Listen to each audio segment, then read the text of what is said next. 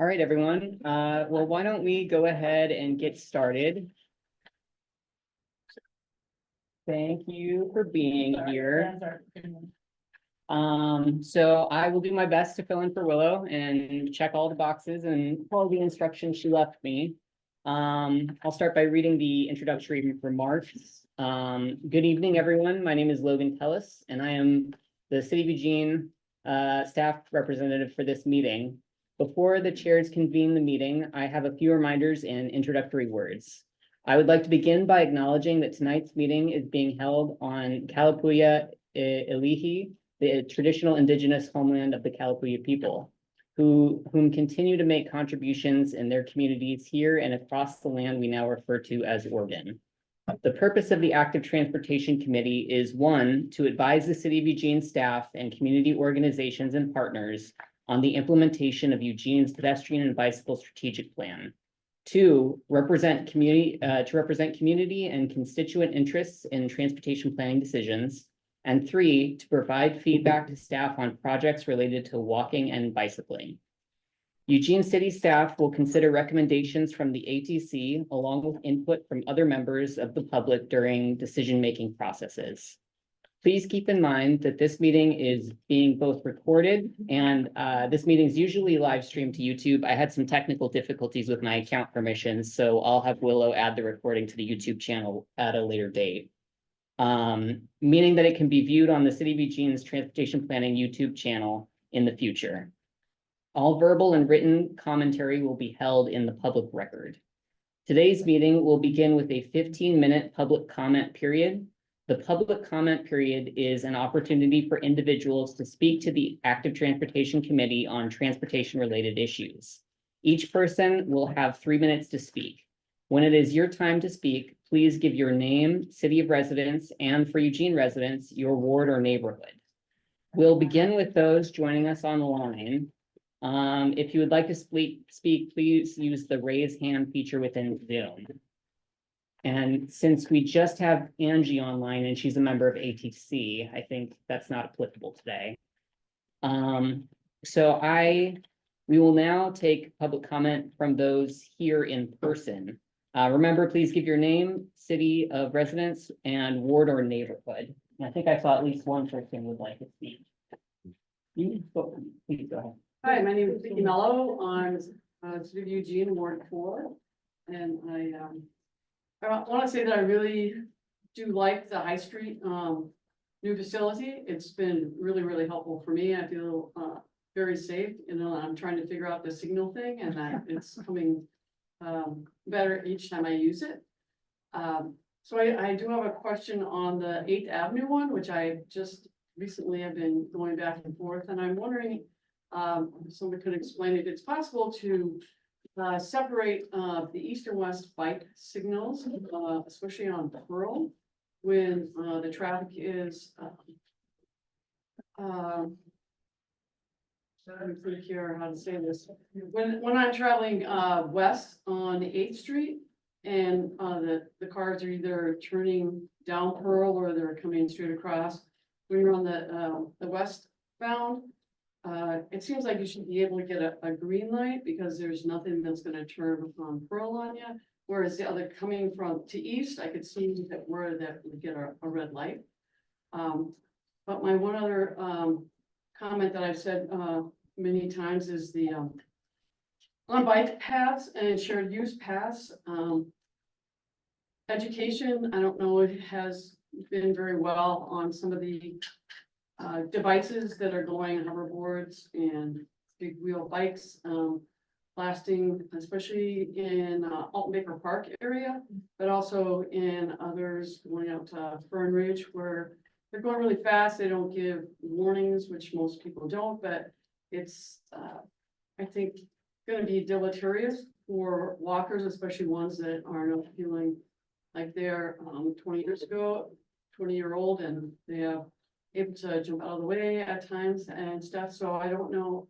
I'm interested in knowing if there's more public outreach to try and reach those that haven't been educated on the existing outreach channels. And I know that's challenging, but so I just would wonder if there was any other plans for helping to learn people to slow down in certain areas and to be recognizing they're not the only ones on the path.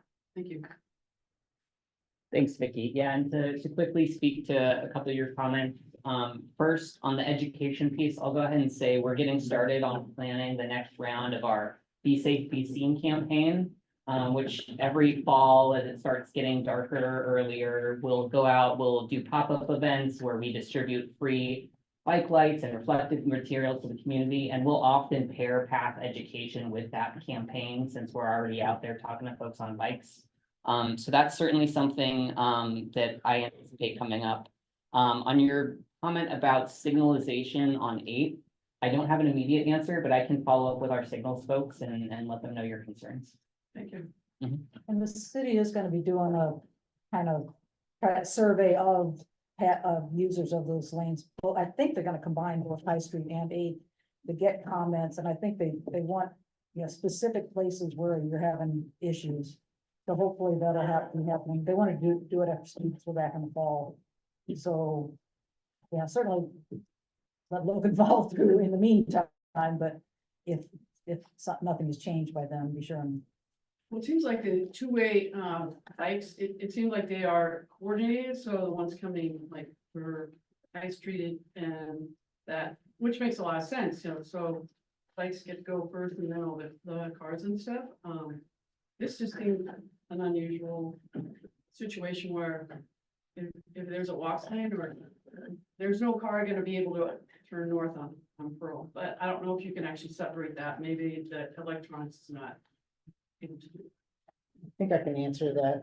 I think the federal regulations don't allow for those to be the separate, to be the same phase, because the potential for a bicycle in the new protected lane turning left across to go onto Pearl in front of the lane of automobile traffic Oh, I is a see. conflict.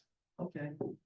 Yeah, because there is a walk, I would think there's a walk sign, but yeah, good point. It's didn't think about that. You got a chat, Logan? Oh, we have something in the chat here. Thank you for catching that. Claire Roth is here. I don't see you in the participants. Oh, attendees. Sorry, I missed you, Claire. Yeah, you can go ahead and I think I can unmute you if you can't unmute yourself, but go ahead and let me know if you're having any difficulties. Do you hover over Claire's name? I hover over there's up here. Oh, there we go. Thank you. Yeah. Claire, I think you can talk now. Wonderful. Can everybody hear me? Yes. Fabulous. I apologize. I lost my voice last weekend at Dollywood and I'm still getting it back. It was worth it. Hello, everyone. My name is Claire Roth. I work with Better Eugene Springfield Transportation, aka BEST. And I just wanted to give folks a heads up that BEST is hopping into the planning process for the 2024 Week Without Driving Challenge, which is an exciting opportunity to put ourselves into the shoes of folks who cannot or choose not to drive, which is about 25% of Oregonians, and really just try to understand the barriers and challenges that non-drivers face when trying to move through our community. And the structure that we're wanting this campaign to take this year is inviting community partners to plan an event or, you know, 2 or more, or however long they want to do it during the Week Without Driving from September 30th to October 6th to encourage folks within their organization. So, you know, ATC could plan something. We're also talking to LTD and other organizations. But yeah, to encourage their own staff or public officials or other communities they reach to spend however many days during the Week Without Driving to choose not to drive. And I will be sending out more pointed of an email to partner organizations, but I just wanted to put the word out there and kind of start to get the gears turning. Thank you, Claire. All right. Well, I think that concludes public comments for today. So with that, how about I share my screen. Pull up the agenda, and I apologize if this meeting feels a little clunkier than normal. Willow has her computer configured where she can just drag and drop stuff up there, and I was having a bit of difficulty doing that. But so our agenda today, we have a few things. Next up is approving the June meeting summary notes. So I'll hand that over to whoever oversees that. Logan, do you have any idea what our quorum requirements are? We've got 9 people here out of 14 or 15. Willow did not leave that in Yeah, her I have no instructions. idea. 9 out of 14. I think it's 50. I can look up, it's in the bylaws.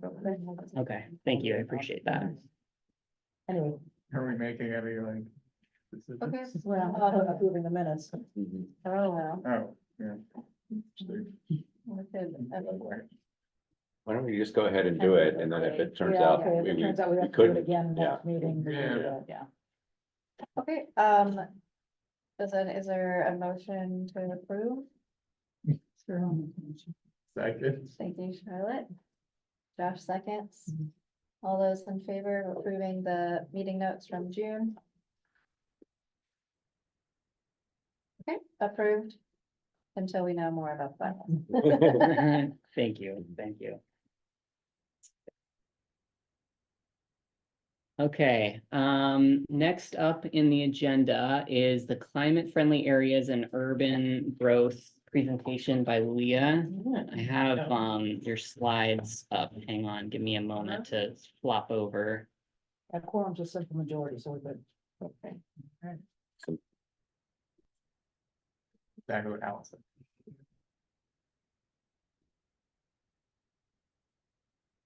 Can you just, yeah. Yeah. Thinking about it. Okay. There we go.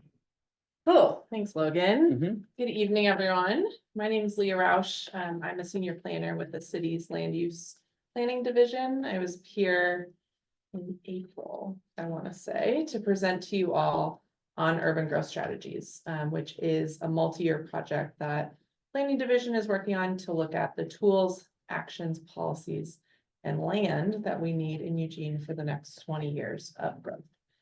So I'm coming to do kind of a quick update on some of the components of that work, specifically around mixed-use centers and climate-friendly areas.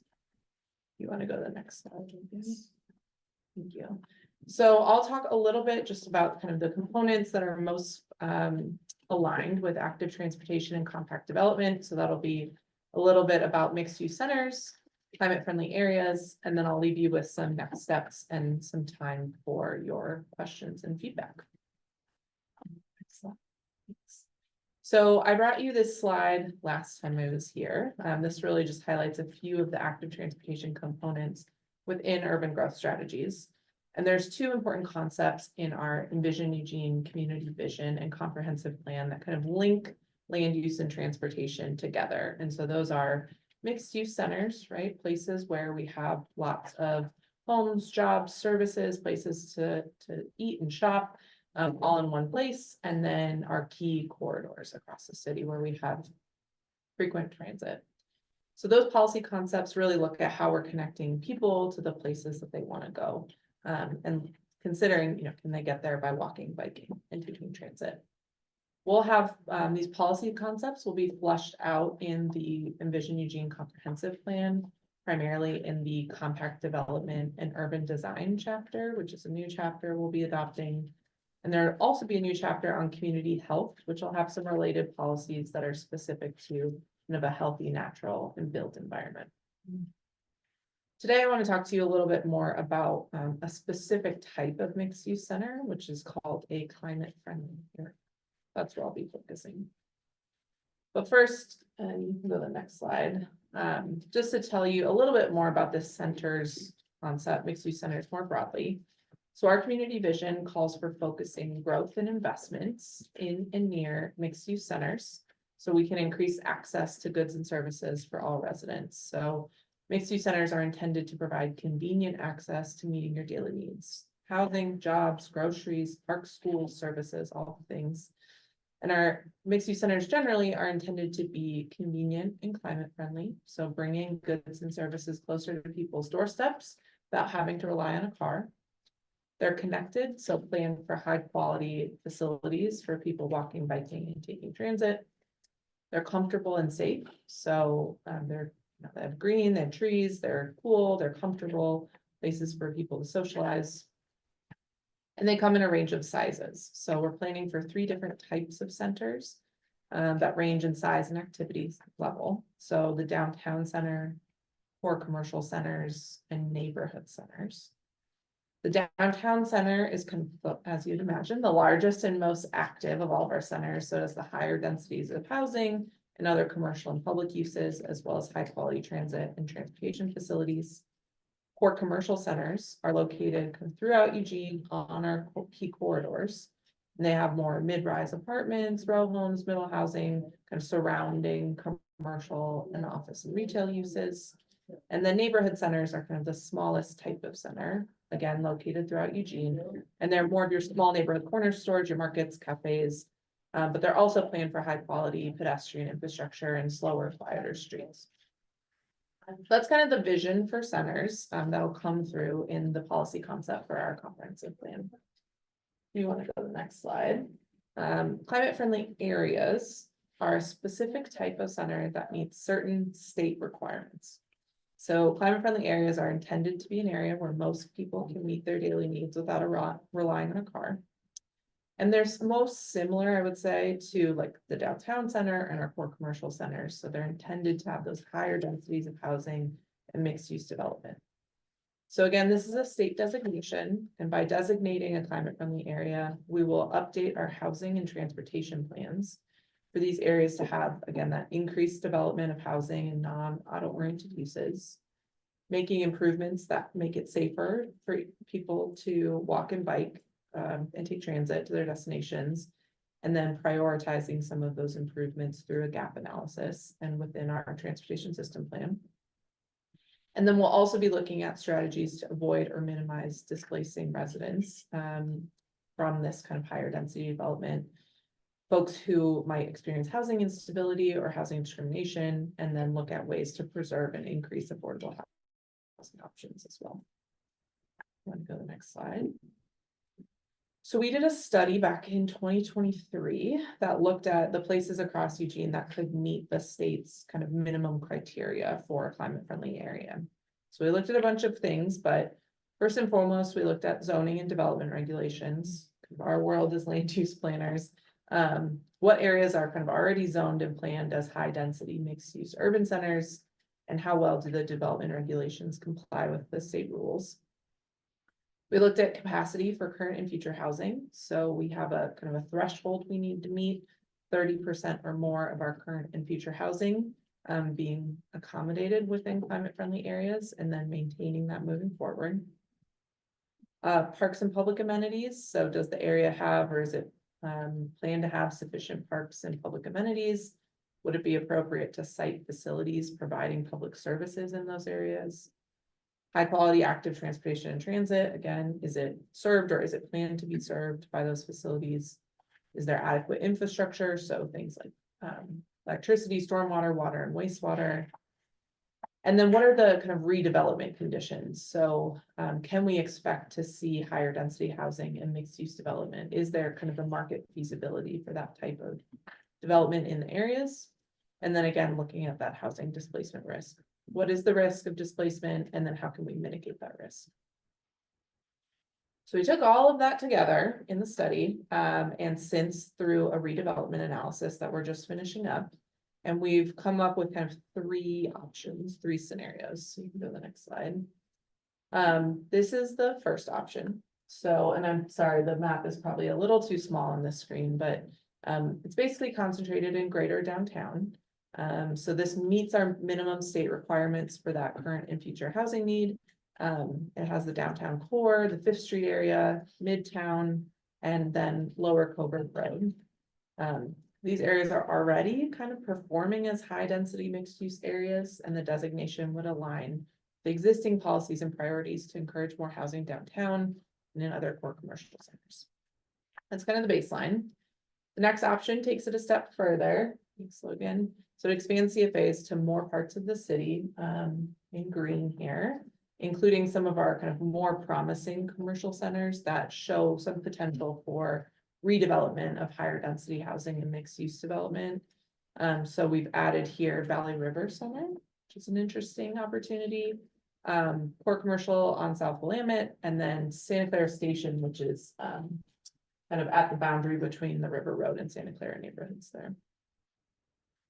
Then the third option expands climate friendly areas even further to include two of our key transit corridors, 6th and 7th Avenue, kind of west of downtown, and then West 11th Avenue.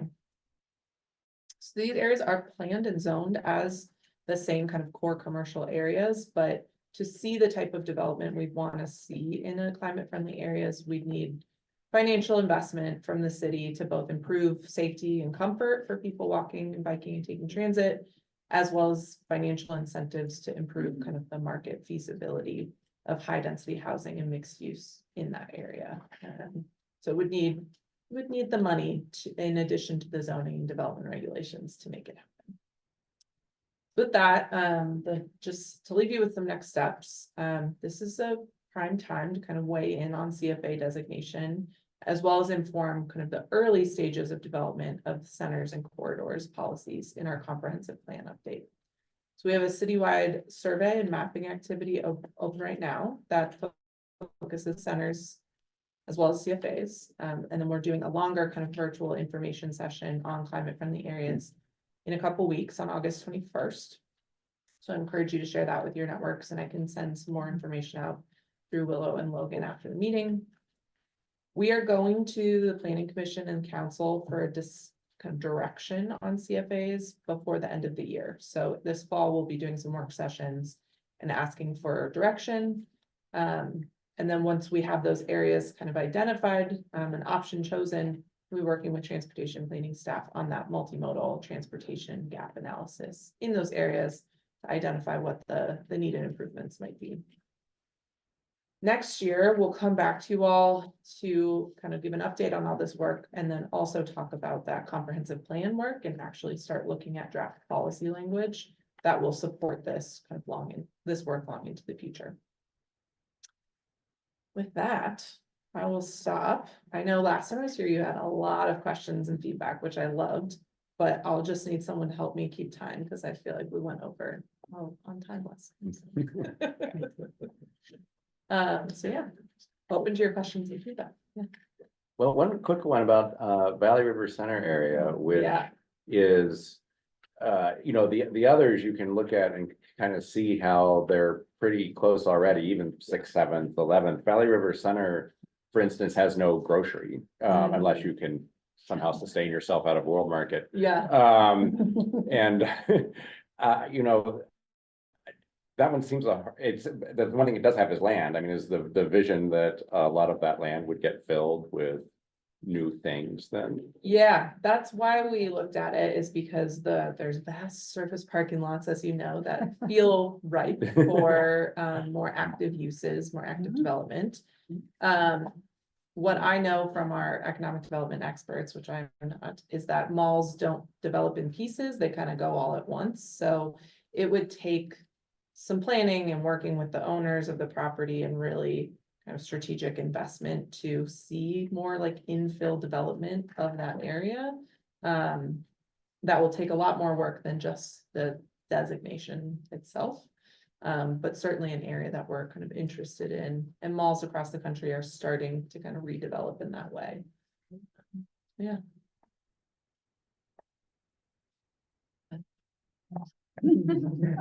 Thank you, Leah. I'll try to make these quick.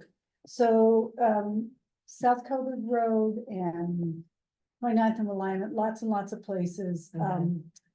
In the climate friendly guidelines, is there anything about changing the build form so that the parking lot is in the back and the building is in the front? I often use the example of Tsunami versus Market of Choice. Even Tsunami could have it in the back. But I'm wondering where that fits in. So Lower Coburg Road, you go up to Natural Grocers and Albertsons, it's real unpleasant. But if the businesses were at the front Mhm. and the cars were around the back, make a whole lot of difference. Yeah, the exciting news is that there are other pieces to the climate friendly and equitable rules, which is the package of rules from the state. That includes climate friendly areas. It includes last year when we removed minimum parking requirements from new development, that was part of that package of rules. Another part of that package is looking at our land use code citywide to make changes to encourage more walkable compact development. And that type of requirement is actually something we'd have to do citywide, Wonderful. not necessarily as a part of CFA. And with the map you had on West 11th, there were 2 chunks there. Mhm. Can, Yeah. and I couldn't see what the roads were. Can we make that bigger, or can you tell me where the crosswalks Yeah. are? West, I just sent this to Jody today. The West 11th area is basically from Chambers to Wallace, I think is the street. So it doesn't go all the way to, like the Fred Meyer and stuff, kind of way out far on West 11th. Yeah, the map probably doesn't have that level of detail. So there's 2 chunks proposed? The chunk in blue, which is the option number 3, that is Wallace on the very left side. The gray chunk out at Beltline, we studied, but are not. Yeah, but it's not I see a proposal. gap there, and I couldn't tell you what that main north-south street is, so there's. Sailor Hill, I was gonna say something. Oh, it's a draft mark over the top of the. Oh, yeah. Yeah, it says- Oh, sorry, it says draft right here, sorry, that like, Okay. it is blue underneath there. I didn't. Good eyes. Okay. One last quick question. So what does this mean for the spring boulevards of the world where you're up on 30th Street? There's all these giant places. Mhm, You'd have to get in your car to go almost any place. mhm. What does that mean for future development in those kinds of built form Yeah. places? It's a good question. Climate friendly areas as a tool is not the right tool to address that type of like large lot low density residential development. As a part of our broader comprehensive planning work and specifically those centers, I think we want to look at like neighborhood centers, for example, having smaller scale places that fit better in low density residential areas. So more people do have access to a corner market, access to those like small lot little centers that make more sense in big residential areas, lower density residential areas. I should say. Thank you. I have like a million, but maybe I won't ask too many, but so I'll just. Clear, yeah, so Charlie, in the Valley River, and we've got grocery store questions, so here's the thing. And you're talking about economic incentives, and I'm just curious how do we actually get people to do mixed use development? My example is the riverfront, because I remember like even I read Jane Jacobs the first time, like a couple years before that, and there's a passage in that book is from the freaking 60s about how people always propose the original plan has a little corner market and gets taken out. It's freaking hilarious because even the riverfront development originally had a little corner free market and it got taken out along with the affordable housing that was originally in the plan. They got swapped for an in lieu of fee. And so, and there were economic incentives with MUPDs and stuff. And I'm actually not someone who like gets angry at these things, but I like to see them actually work. And so Yeah. I'm just curious It's a great question. how we actually get people to do that. Part of what we did as a part of this climate friendly areas work and broader urban growth strategies is a redevelopment analysis. And so it looked at 12 prototypes of different development types, everything from like a townhouse, a kind of dense townhouse, to a 10-story high density, student oriented housing, and then a bunch of stuff in between, including like a 5 or 6 story mixed use development. Amazon corner type is like an easy example. What about Broadway Place? So all that to say, we tested types in these different study areas, and when you get into commercial development, your costs go up a lot, right? Because now you have to meet commercial standards. That first floor has to meet different standards, and the market is really hard to support in Eugene to support mixed use development. And that's the results of the analysis basically said, there's very few places that actually can even support mixed use development in Eugene in one building, vertical mixed use, right? We could see horizontal mixed use where you have a mixture of uses on a couple of lots next to each other, but that vertical mixed use, just the economics of it are really challenging, even with, we tested MUPD, and how that financial incentive could encourage it. And in most places across the city, it still didn't pencil out, so. That is in final draft right now, so we'll have the results of that available. And we're going to planning commission on that at the end of the month, so I'm happy to share that with folks when it's ready, if you're interested in it, but. Yeah, our market just doesn't quite support it yet. Except in very interesting circumstances where you get, free land and all sorts of things, which I don't know the details on the riverfront necessarily, but I hear you. We want to see it too. Right, I mean, in those couple of examples, I mean, they're very successful. Yeah. In the Yeah. places that it does, I'm just, yeah. It's not the results we want to hear from the analysis, that's for sure. Do we remember whose hand was up next? Yeah, I was just wondering, kind of two related questions. What would be the rationale for choosing option 1 versus option 2 versus option 3? Is it just a matter of how much money the city is prepared to put into it? And That's then a great for the starting points, like on option 1, what more does the city need to do to make them qualify? I mean, they pretty much have a lot of the stuff that's required already. Yeah, so because this is kind of a state required tool, I think part of the consideration is. How much do we want to do to meet the state minimum? How much does council want to do to meet the state minimum requirements? And how much do we want to focus on other tools that we have that might be more effective in Eugene neighborhoods? So. The level of effort in terms of like changing the zoning and the development regulations is pretty small.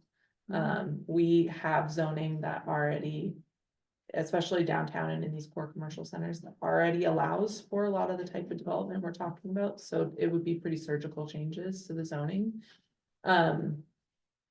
The transportation improvements, I think, is the bigger part of this designation that comes along with those zoning changes. So doing the gap analysis and then prioritizing improvements in those areas is a big change in investment. So that's a consideration. I don't think there's a drawback to going big across the city, other than we won't actually see that type of redevelopment, that high density mixture of uses, unless we introduce a financial incentive with it. So we can do the designation. Will it change anything? I think if we're going to do a designation, we want it to be kind of a effective package of tools. That makes sense.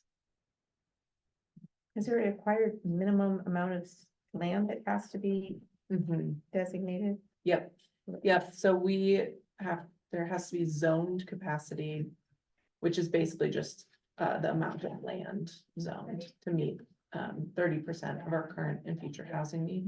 Okay, that makes sense. That's kind of the baseline from the state. Okay, yeah. So to get to that 30%, I mean, like if a 6-story apartment building is allowed, you get to count that much housing, even if it might only get developed as a Yeah. single family house here and there? I mean. It's kind of phantom theoretical capacity is what we would call it. So yes, it basically says if you scraped everything off the ground and built to the max, you could fit 30% of your current and future housing. So it's like fake capacity. That's what the state is. We are also studying the real development capacity, what we can really expect based on market feasibility, which is why we did the redevelopment analysis to say, okay, what can we really expect out of these areas in the next 20 years? And that's the number that goes into our urban growth planning work. So we have a realistic estimate, but for the state's requirements, they only care about the zoned capacity. Who's cheering tonight? I You am. are, okay. We can probably fit in one more question quickly. Cool. what is it? Well, I have a question and a statement, and then yeah, we can transition it. Thank you for sharing all this data and all the options. It's nice to have you here. My question is, after these designations are made, Is there gonna be like a reevaluation period in like Mhm. 5, 10 years, or what does that look like for future climate friendly areas? Yeah, that's a great question. We are required by the state to revisit these every 8 years when we do our housing planning. So Okay. we're required now by the state to do housing planning every 8 years, and then we'll have to keep CFAs at that 30% level or more. So we'll have to keep that baseline up as we grow over time. Okay, and then my comment is, similar to Charlotte's, like, I'm surprised that the, transit corridors aren't, like one of the main designations. Mhm. Because I guess personally, I feel like the Coburg area is really hard to get around, on foot and on bike. We actually have a site visit there next week where we want to talk about, improving that infrastructure. Whereas if you, go along I mean, maybe I'm biased because I live out on West 11th, but, like that area has like almost an 80 walk score Mhm. and a close to 100 biking score. So Mhm. you're able to like get around via bike, you can walk to grocery stores. Does it look really friendly? No, but you are able to commute from there, especially if you're taking the bus into town, or back out of town too. So, Yeah. I just wanted to add that in there. No, it's really good feedback, and you're right. I think a lot of what we've heard so far is that West 11th in particular, the corridor itself and like where is zoned as high density commercial, which is just like a couple blocks on either side of the corridor, isn't great for high density housing and mixed use development. But right off the corridor, there's a lot of higher density housing. Mhm. And so we didn't look at that just because it's because of the existing zoning, but it's something we're hearing is like, Mhm, mhm. people don't want to live right on the transit corridor, but living within 3 blocks of it Yeah. is great. Yeah. And this tool isn't super well designed to acknowledge that. But I think it's something we will look at more closely within the comprehensive plan. So it's good Okay. feedback. Yeah, and I guess in addition to that question, I know you have your own like tool and ways to evaluate, how much do those like walk score estimates that some of us are familiar with play into that? We didn't look at the walk and bike score. We looked at the transit corridors and then we did a walk shed from a half-mile walk shed from the frequent transit line, which is like a GIS analysis. Cool. So probably gets at some of the same. Yeah. Right, well, thanks, Cool. Leah. Yeah. I will send some follow-up info. Thank you all for having me. I'll pull up the next presentation. Jody, you're next on the agenda. Let me make sure I'm sharing my screen with folks online. Just give me a moment.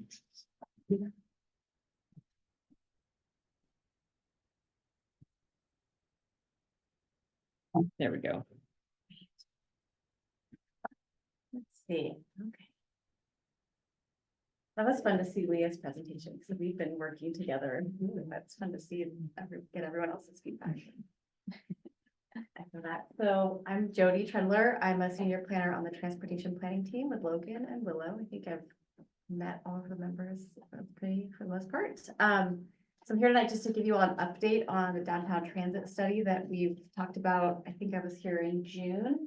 And so Will asked me to come back and provide an update because we are working towards some applications for funding. So just coming in, no major decisions need to be made tonight, but to give you all an update and then have some discussion. So thanks, Logan. If you want to hit the next, actually, I had a lot of text, so. This is just a reminder slide, and for anyone who hasn't seen a presentation about this study yet, about some of the study goals and why we're doing a downtown transit study. One of the main goals has been to look at how to better connect major destinations in downtown Eugene. Just asking this specific question as part of the LTV system-wide review. This is sort of a deep dive into downtown Eugene, which hasn't really been revisited in a number of years, to see, are the current major destinations being well served, or can they be served better? A big part of that is our new riverfront district, which is being built and has a new urban park. and we'll have more housing. It has our new city hall there now, so that area has a few limited routes, but we've been trying to see if there's a better way to connect the riverfront to downtown Eugene via transit. By transit, I just think the bus, bigger. Another goal has been to connect close-in neighborhoods, so not just downtown, but Jefferson West Side, or looking at the West Campus neighborhood especially, and connect those areas to downtown Eugene. And then lastly, just supporting downtown's economics and visitor populations, workers, and some of these housing goals too. So making this a great place to live, to work, to visit. So last of us here, some of you got to discuss these. We like to share groups of three, I guess, three options, but we have three scenarios we've been considering for downtown. So this is just a little bit of review, but the first was an on-demand service similar to the MGO in terms of it being a demand response. It can come get you and take you to where you're going point to point. It's not a fixed route like a typical bus. It's usually a smaller vehicle, but in our scenario, we're looking at expanding that to be much bigger, probably more than double the original MGO service area, to get beyond the walk shed so that you could get a ride a little farther than you might be willing to walk. Scenario 2 was a circulator that went in a loop, both directions, kind of all the way around downtown, and we actually extended it to 18th to connect some of the grocery and pharmacy services that are down there. So folks living at the Campbell Center could have a one-seat ride, not living at the Campbell Center, living at the Apoa, for example, could have a one-seat ride all the way down there and back up. And it would also go through the riverfront district using a smaller bus to fit through those narrow suites that are built there. And the third scenario was kind of came from looking at what could we do more with existing resources. So we looked at what can we do with a standard LTD bus, which is 40 feet long or 60 feet long. It has a more challenging time going through the riverfront district. There's tight turns and narrow streets there. It's built as a really walkable environment. So this scenario went as close as we could to the riverfront without being able to actually travel through those streets. And I shared those with you all. We had a great conversation. We took all of your feedback to heart, and then we made these very detailed slides. So if you want to go to the next one, I'm not going to read you every note here. But just to give you a sense of the themes, we heard a lot of the same things in this room that we heard with other stakeholders that we talked with. So we talked with business leaders, we talked with some community-based organizations, we talked with AARP, and we also talked with some city and partners and some of our government partners. Oh, and heard a lot of the same themes. So just wanted to share back with you all what we heard from you and from others. Some of these things kind of overlap with our goals. So improving transit connections between destinations, especially high density housing. Gosh, that's a lot of text. I might just send this to you all as a follow-up and you can read it on your own time. Willow said I should read every bullet point if I put a bullet point on my slide, but she's not here to tell me that. So coordinating parking and transit came up a lot. The thought of like, where might people be parking to get on this service? So thinking about where our parking garages are downtown and where the park and rides are just off site, and thinking about like a park once approach, which would encourage people to maybe arrive downtown in their car, but then use a circulator system once you're here versus like driving between your downtown destinations. We heard a lot of focus on the fixed route aspect. So a lot of groups brought up sort of the streetcar feeling and something predictable that makes it really easy to be spontaneous. You know where it's going, you can go hop on, versus the on-demand service where you have to sort of plan ahead and call it up. So we heard that people were leaning towards that. Accessibility is a very important key theme. Thinking about walking and biking for shorter trips, and then this kind of bus service as a complement, not the word I'm looking for, not a competition, but a complement to those. So like extending that reach a little. A whole second slide of lots of text. Thank you, Logan. I think we heard a lot of comments here about reducing the barriers to using transit. So Some of the strategies that we might look at would be like a very low or a free fare service.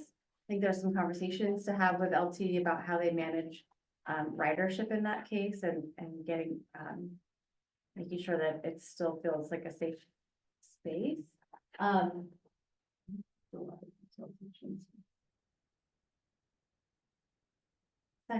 Second column, we are gonna talk a little bit about consolidation maybe of LTD bus service in our downtown streets, but we've actually pushed that to sort of a second phase of this study, so we can focus on this sort of a pilot or a launch of a new service. So we're gonna talk more about that in the future. Ensuring that the bus service supports our community goals, such as looking at electric vehicles or low carbon options. That feels like a very important thing, something quiet and nice going down the street.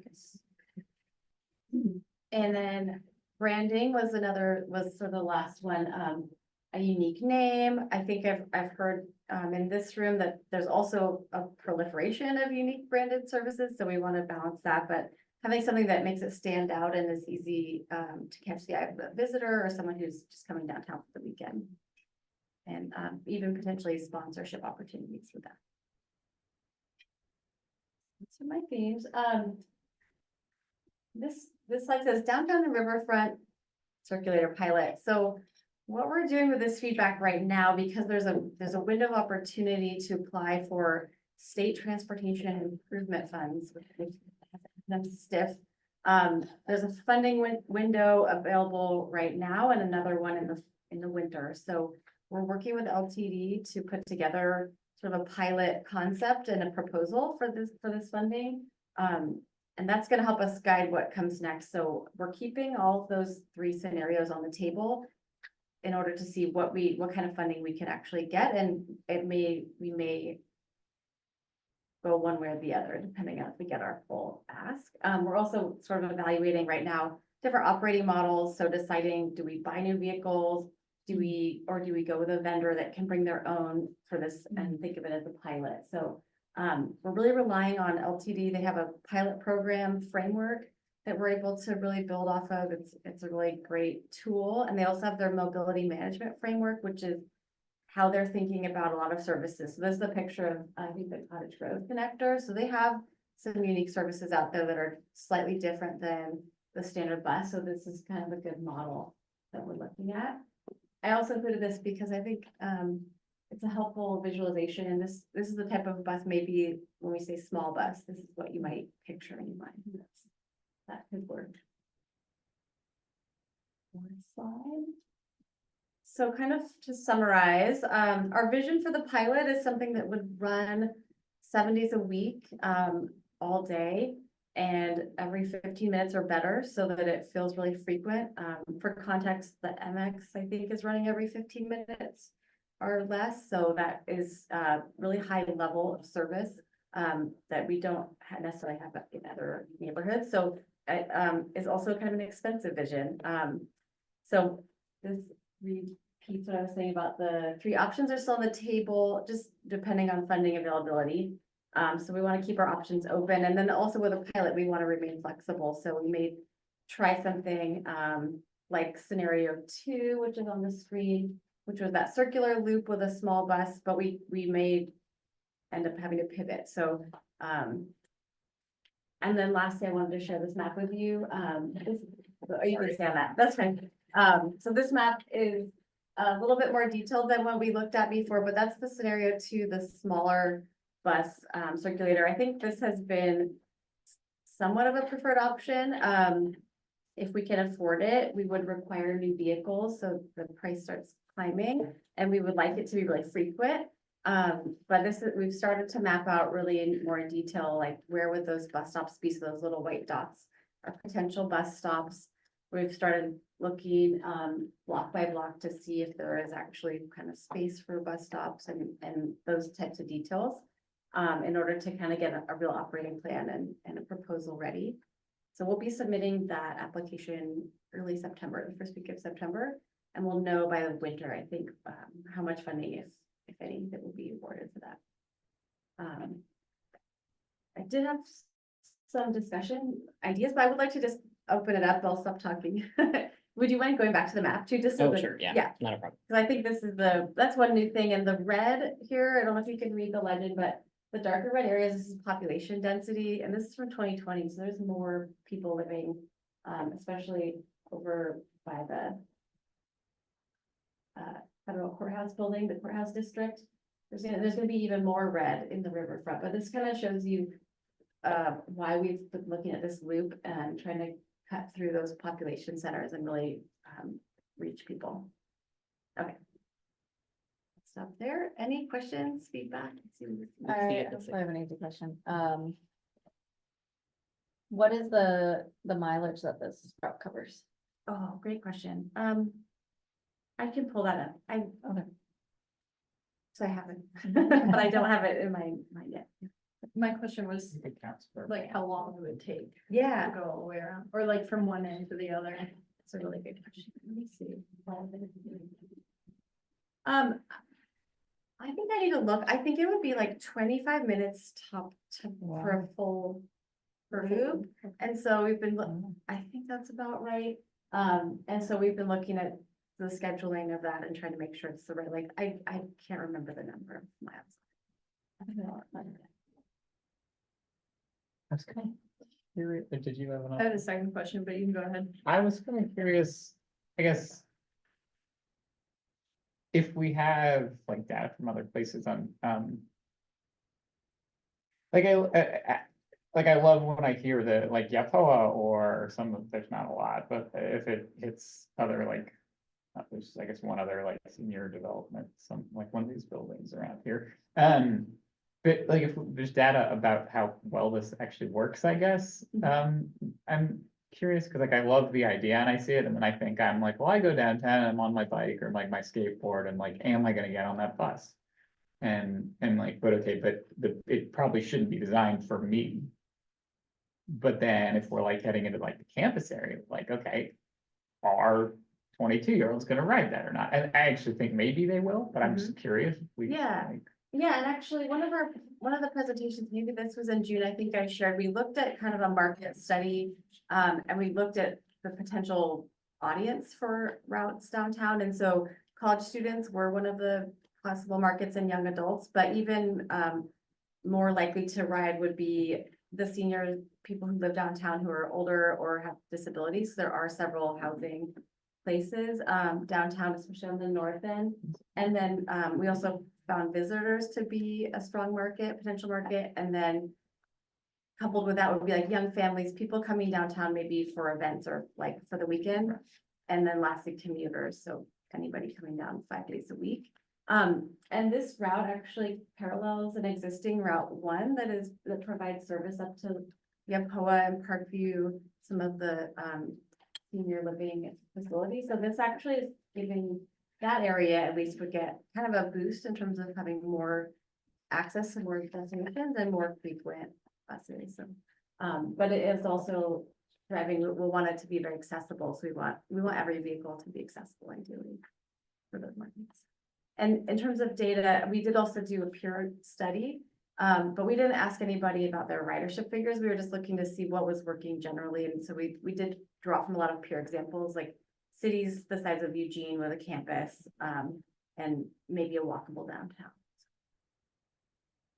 So we are at like time for the agenda item, but would everyone be okay to bump bicycle friendly city update to after the break? That's Do you good. want any objections? Okay. So we can keep asking questions. Would they, well, would there be any like differentiation between like the existing stops like along Route 1, was it? And then, or would there be anything like kind of special about the stops to kind of like differentiate or like advertise like, hey, we have this new circulator, like here's like a little map or anything like that? Yeah, I think that's really a possibility. I think we want to focus on branding and marketing and making it really visible. But it would also, we would share stops. So anywhere that this bus goes, a lot of those stops already exist. So we would be stopping at an existing stop, and there would also be some new ones. So I think, but even at existing, there's opportunity to put signage, or we've seen in Portland, like they have a special little flag, little icon that kind of indicates like this stops here. Okay.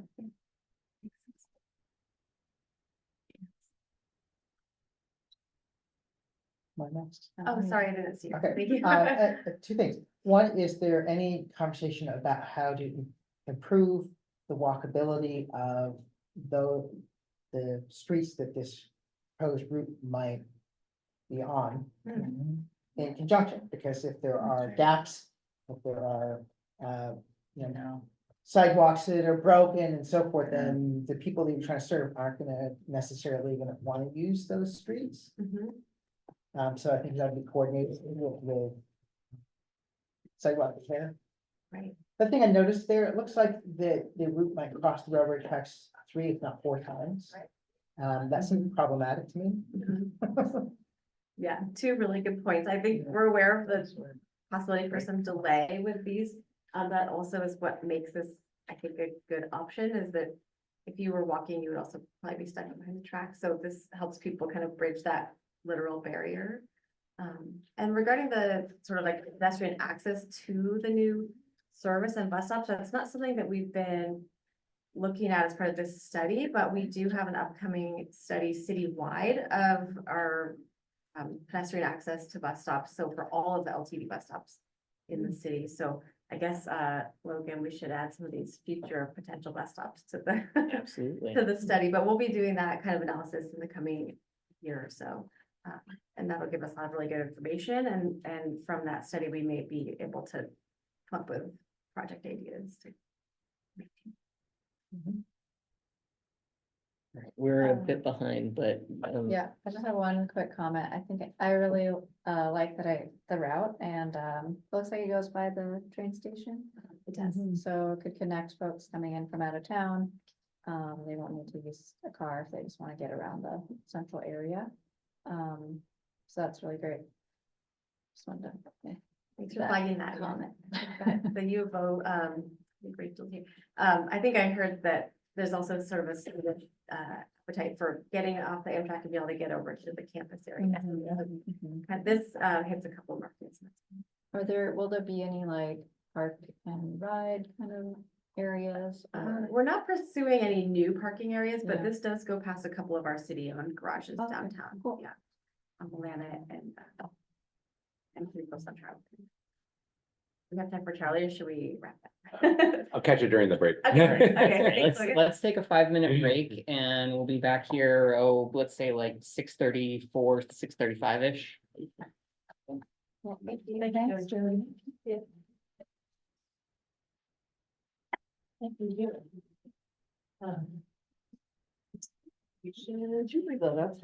Oh, sure. Yeah, one moment. I'll put it right back up. There you go.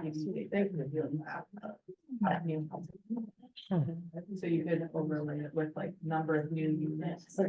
Conversation. I had plans for it. Oh, no. I think that, we'll be able to. Yeah, I feel like the second half, we have a And it would get to the, get like.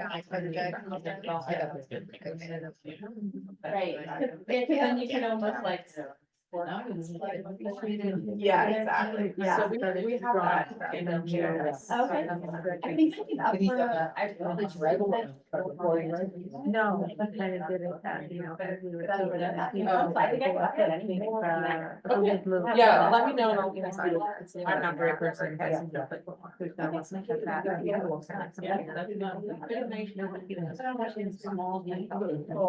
About the risk of trying to do too much with one. The reason I bring it up today, I thought about this actually a lot. since I saw your presentation. And it seems Maybe you like, know it from the neighborhood, huh? Yeah. the idea of people, whether tourists or locals, parking lots. Forget about it. Maybe downtown on my bus. I'm like actually driving that down. Different. Well, yeah. Grocery, pharmacy. I was giving that a lot more thought. I'm really glad that. You know, and then. Like the circulation. Yeah, Basically being on the transit station, forget the city. But actually, I I thought about this a bunch when, You know, you could. when we did our show. Going out. Garage was the only Going down. actually, they gave us a lot, they gave us a certain number of parking spaces, right? And we had like a hundred. Going along the back, back down. We actually, we had like 10 parking spaces. We had like 40 people. Or something, and I was like having. really flipped it out. I imagine. So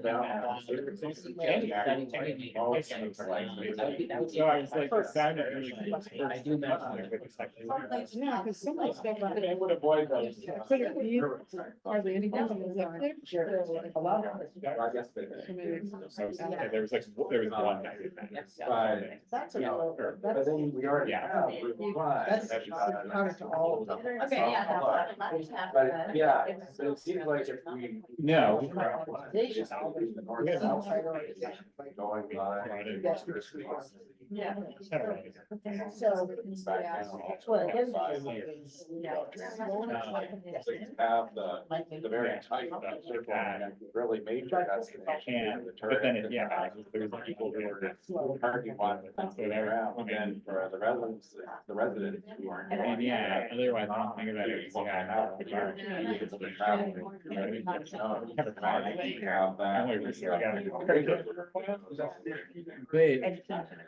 I wonder about that, yeah, because people do, you know. I cross it all the time. Right. And look at it. Not allowed, but the compliance. That's someone.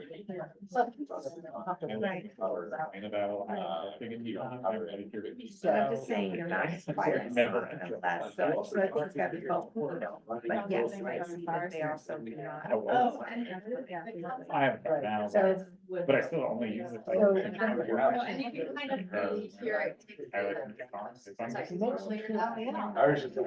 Yeah, I just took a screenshot of. Yeah. Just slow that down. Didn't bother me, it's kind of out of town. Was the- Big way, yeah, so that's nice. Yeah. Friend town, You know, That is what I tell them to say. I don't know anything about that. I can inquire. I do 90% of my traveling. Kind of. And yeah, yeah, yeah. You know, the good news was. I mean, like shop, I guess maybe. Yeah,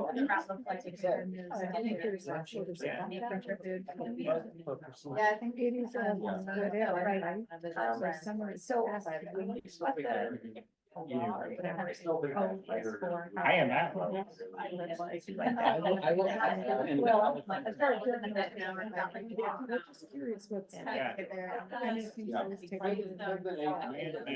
Unfortunately, they often do. Give me one place I can do everything. Yeah, wonder.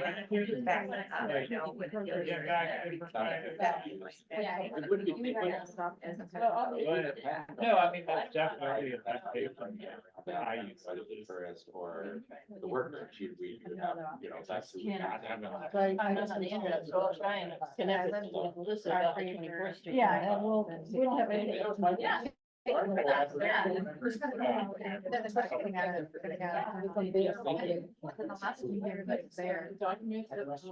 started this car share, ride share program to rent other people's stuff.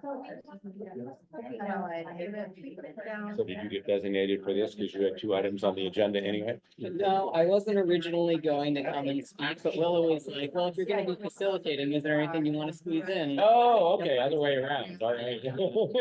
She, her nephew was being born today, so she's going there and doing that, and she wanted, she needed someone to cover her, so I offered. So it must have been a scheduled. Yeah, yeah. I used it in. Yeah. Yes, yeah, that's. Those are like. All right, everybody, let's start, thinking about starting that. Yeah. See if, Yeah. I'm gonna like herding cat. Hey, Lucy. They want to bring up- Start clapping, is that what you normally do? Are you good at yelling at everything? Yeah. Clap and then like. Clap back. Sure, yeah. Oh. I feel like. Right. Well, Logan was trying to get people's attention. Yeah. Yeah. Okay, welcome back from break. Everyone can, get settled so we can get started on the second half of our agenda. We got lots of interesting stuff to cover. So this next agenda item should be a fairly quick one. Shane and Willow asked me to talk a little bit about the bicycle friendly city application we put in and a survey associated with it. So for anyone who doesn't know, this year we applied to upgrade our status to platinum status with the League of American Bicyclists. And as a part of them evaluating our application, they have a survey out for community members and advocates to take to help inform their decision on whether to approve or reject, us being upgraded to platinum status. Shane asked me to tell folks that the survey will be open until October 15th. So we do still have some time, especially for students to come back and to circulate the survey with students as well. But the URL is just up there, and please, feel free to fill that out if you'd like to. What'd you say, October 15th? Yeah, Shane said October 15th is when the survey is supposed to close. How long is their decision process? I don't know, unfortunately. Yeah, that's one thing I don't know. You know if there's a paper? I think it's all online, unfortunately. I completed the application for the U of O just recently, and so I can tell you the turnaround time's a couple months. Okay, good to know. Is there any smoother way to get that survey out there? I That's a can kind of a- ask Willow to email you a link if that would be Yeah, helpful. that'd be good. Well, I Yeah. mean, we can do it, but it's like, okay, you'll get 10 surveys. That's. Well, how and many and surveys somebody do who you want? doesn't have access to a computer to not have a paper copy, that's kind of not okay. Well, I can inquire about that. I didn't see any mention of a paper survey, but Shane and Willow definitely know more about this than me, so I can always ask. How broadly would you like to see that survey go? Well, I mean, as many folks as who are willing to take it, I'm sure we'll do some social media promotion for it as well and put it in the InMotion newsletter, just try to disperse it yeah. as much as we can. Yeah. If we get awarded this, does this help us, make it better to get, more funding, et cetera? What are the benefits of becoming awarded this? I think the benefits include just in general, raising awareness of how great our bike infrastructure is, both, within our community, because we get like earned media, if we get upgraded to platinum, maybe we can have, some news coverage, and that gets people thinking like, oh, this is a great community to bike in. From a funding perspective, I don't know that there's any benefit to funding. I've never seen a grant application ask about this type of status, but doesn't mean we couldn't plug it into a narrative somewhere, for a grant application. So is there anything else anyone has to say about this? Any questions? I think- What are the goals of the survey? Like, what are they informing?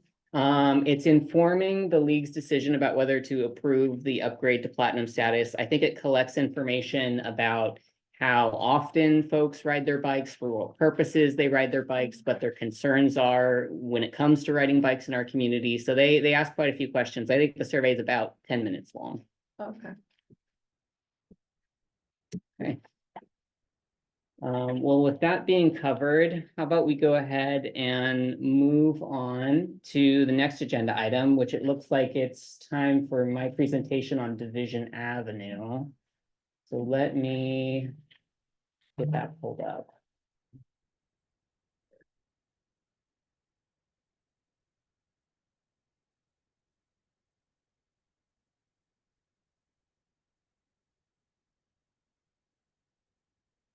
Okay, so I thought this would be a great time to talk to you all a bit about the Division Avenue Roundabouts project we have coming up.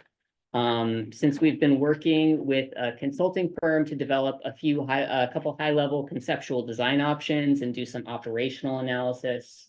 For anyone who isn't familiar with Division Avenue, it's up in the Santa Clara neighborhood. Between two large shopping centers, we have the Fred Meyer Shopping Center on the south side. And on that north side, there's quite a few businesses in there. One of them is Albertsons, if you're kind of trying to visualize where we are in the community. This is what the existing cross section looks like approximately. A lot of vehicle traffic, a lot of fast moving vehicle traffic. Lots of folks are going from River Road to Beltline Highway and vice versa.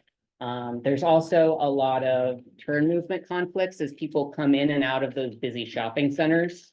So it's not a terribly comfortable place to walk or bike right now, and we've had quite a few safety challenges out there. Part of the reason why this location originally came up on our radar as being a good location to put in a grant application for is just the really severe crash history we've had out there. Between River Road and Lone Oak, that's just about a quarter-mile stretch, and we've had at least 9 fatal and serious injury crashes there. Quite severe. A lot of them are vehicle crashes. A couple of them have been active transportation crashes. We're definitely interested in investing in the corridor to improve safety outcomes. Like I said, turn movements are one of the big challenges. People having a hard time finding safe gaps in traffic. We recognize that speeds are quite high, especially a lot of folks are just coming through off Beltline and they're, already kind of feeling accustomed to going fast. And so they're going faster than would be ideal. Bikes are not very well separated right now. It's just standard bike lanes. They're, they certainly feel quite narrow in comparison to the volumes and speeds of traffic moving through there. And we also recognize that pedestrians and bikes have a difficult time crossing. We do have one RFB out there right now, the flashing ped beacons. You push the light, the yellow lights flash. We do have one of those right now at the intersection of Division Avenue and Lone Oak. But that being said, we know that sometimes folks encounter yield compliance issues where the drivers aren't stopping for them. So certainly a concerning location. So we put in a grant application for ODOT's All Roads Transportation Safety Grant. And they allotted us an award to look at roundabouts and improved bike facilities and improved pedestrian crossings on the corridor. So I'm doing some initial community engagement now that we've gotten some of those products back from the consultant that have some conceptual designs. Just to cover quickly a few benefits of roundabouts. They come with fewer turn conflicts. A traditional 4-leg intersection has 32 plus conflict points, whereas just geometrically roundabouts condense that down to 8 potential conflict points in the intersection. So that's a great benefit. They're great for reducing speeds as well, which we know are one of the primary determining factors in how severe crashes are when they do occur. And this benefit on the end here, it's not really a goal, but it's just a plus to add on, is roundabouts often improve traffic flow, especially when you compare it to something like a signalized intersection or a stop controlled intersection. Here's just another visual of the corridor, Division Avenue. Our project is really covering this section from River Road to around that curve where Division starts getting close to Beltline Highway. So I'm going to talk a bit about some of the analysis the consulting firm did for the project. They did both safety analysis and operational analysis, which you can kind of think of like traffic flow analysis. On the safety side of things, they used a methodology developed by the Federal Highway Administration called the SPICE tool. Going back to, that acronym there, it's quite a mouthful. The Safety Performance for Intersection Control Evaluation Tool, SPICE tool. And this is kind of, it's not perfect, but it is sort of a rough way of comparing scenarios and predicting crash outcomes associated with one scenario versus another scenario, based on the characteristics that are out on a roadway right now and the expected crash reduction benefits of the treatment type you're applying. So this SPICE analysis tool estimated that over the course of a 20-year time frame, adding 2 roundabouts to this corridor would come with about a 39% reduction in all crash types, and most prominently impact fatal and injury involved crashes with a 78% reduction in fatal and injury crashes. So the safety analysis definitely indicates that there would be benefits to the project, but we also did that operational analysis piece, which the consultant used 2045 travel volume projections from Lane Council of Governments to help kind of compare how traffic would flow in the area between the 2 scenarios, the 2 scenarios being the 2 roundabout scenario and the no build scenario. And we found that not only do roundabouts improve safety outcomes, they also improve traffic flow outcomes for the corridor. When we're looking at that 20-year timeline, the roundabouts are improving level of service at all, at the 3 intersections that were evaluated, and reduce delay. So as you can see, I know this chart is a lot to look at, but in the level of service column, you can see those no builds columns, those no build rows. In 20 years, all of those intersections are supposed to receive an F rating, which you can kind of think of this like a report card, F being the worst grade that an intersection can get, and A being the best grade from a traffic flow perspective, at least. So the no build scenario would have all Fs in 20 years, but if we introduce roundabouts to the corridor, we're seeing more B level of service, A level of service. So improving flow, reducing the delays. You can see there on the right-hand side, the 2 roundabout scenarios are reducing delay between 80 and 89% across intersections that were included in the study. So we also kind of have this positive traffic flow benefit associated with the project as well. And once again, this is just another slide showing and reminding you where the proposed 2 roundabouts are here. They're the dots. One of them over on the right is at the intersection with Lone Oak Avenue, and the one there on the left is at one of the busier commercial driveways on the corridor. So I'm going to show you a couple of high-level design concepts. Before I actually pull up the PDFs, I just wanted to kind of have this slide up for a second, covering the ways that they're different, because you might look at them and see the similarity. They see that they look more similar than they look different. Both of them do have those 2 roundabouts. Both of them have the addition of more marked crossings. Right now, what our project cost estimate shows is the assumption that the crossings across division would be raised. So that's what's in the cost estimate at this interval. The primary difference between these 2 options is one of them has a wide shared use path as the bike facility, versus the other one displaying a buffered bike lane. There's also differences in how access managed, because there's the 2 proposed roundabouts, and then there is a lesser used commercial driveway between them. So another difference between the 2 design options is they differ in how they're managing access at that middle intersection. One of the design options is showing right in, right out only at that center intersection, versus one of them being more inclusive of left turns up north. So I'm going to just go ahead and pull up the actual PDFs. It would be far too small to see if I was trying to show you all in a PowerPoint. So I'm going to flop over and pull up design option 1 for us all to look at together here. And I will share my screen as well. Let's see.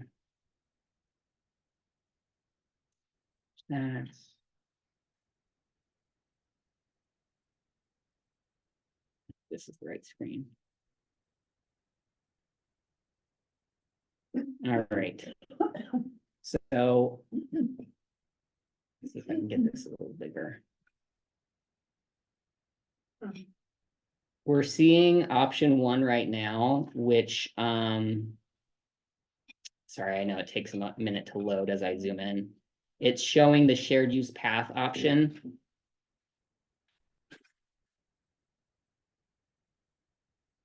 So just to kind of walk you through what's happening here, as I mentioned, there's the 2 roundabouts. There's the 2 roundabouts with center medians kind of extending between them. These are non-mountable medians. This is what's drawn right now.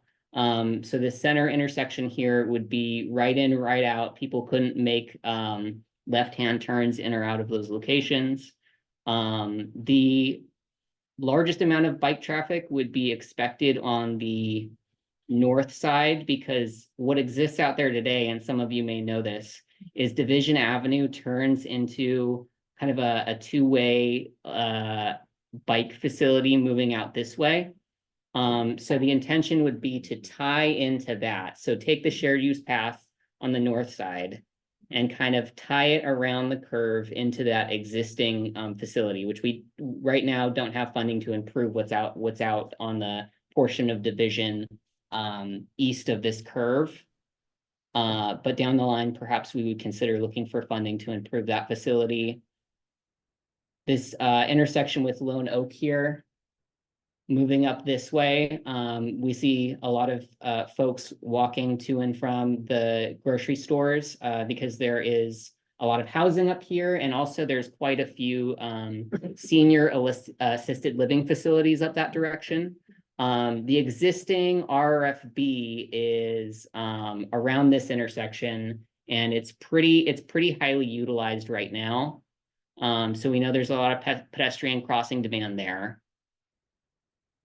This smaller roundabout over on this side is also providing a lot of great safety and speed reduction benefit. I'm gonna flip over to option 2 so we can look at that and you can kind of compare the differences. Let me stop sharing my screen. So in that one, there's a shared use path on each side of the. Yeah, so on the south side, you also have like this like shared use path type facility. It's just wider on the north side because that's where we would expect to see a higher volume of bike traffic for most of the way. Because further down off screen to the right, that is a two-way facility on the right on the north side, excuse me, already. And that's the one that goes to the river path? It does tie in down that way, yeah. Is the Would there be any green, protection between? That's just on the existing facility that's off to the right. No, the shared use path up to the west. So the shared use path, you know, this is behind the curb. There's not any protection in this, like, there's currently what's drawn, and keep in mind, this is about at the 5 to 10% design interval. So there's a lot of, like, we're taking comments from the public and we're gonna be making adjustments to the design based on it. Right now, there isn't any protection in this like stretch here that you're seeing that ties into the shared use path. At least not right now.